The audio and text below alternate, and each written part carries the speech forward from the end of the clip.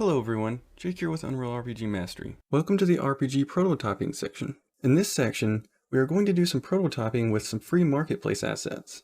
We are going to set up different kinds of enemies, change our character mesh, add a map, and set up some effects. We are going to set up different kinds of enemies, such as some mob enemies and a boss enemy.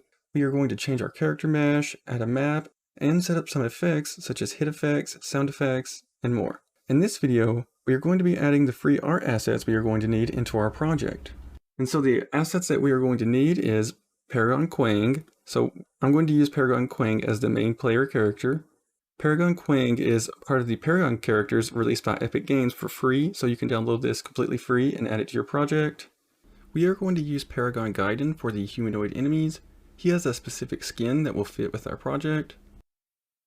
Another asset that we are going to be using is the Infinity Blade effects, which is part of Infinity Blade, which Infinity Blade was also released by Epic Games for free to the marketplace. And for the map, we're going to be using Infinity Blade Icelands.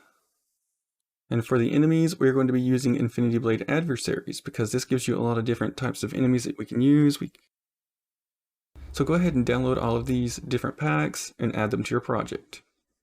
So in order to add it to your project, you just need to download it through the Epic Games launcher. And once you've done that, you just need to go to the asset that you want to add to your project and select Add to Project. Then it will ask you which project you want to add the asset to. I'm going to add it to my combat system project. And that's all you need to do to add these assets to your project.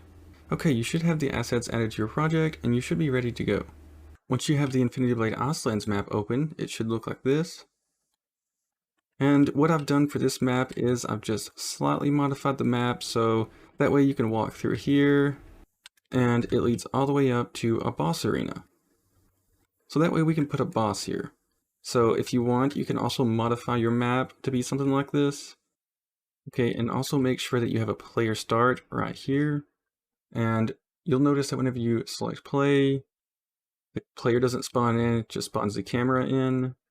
So what you can do for that is, let's go to Edit, Project Settings, let's go to Maps and Modes, and there's a default game mode class. Let's just set it to the BP_ third person game mode, which is the game mode that we've been using.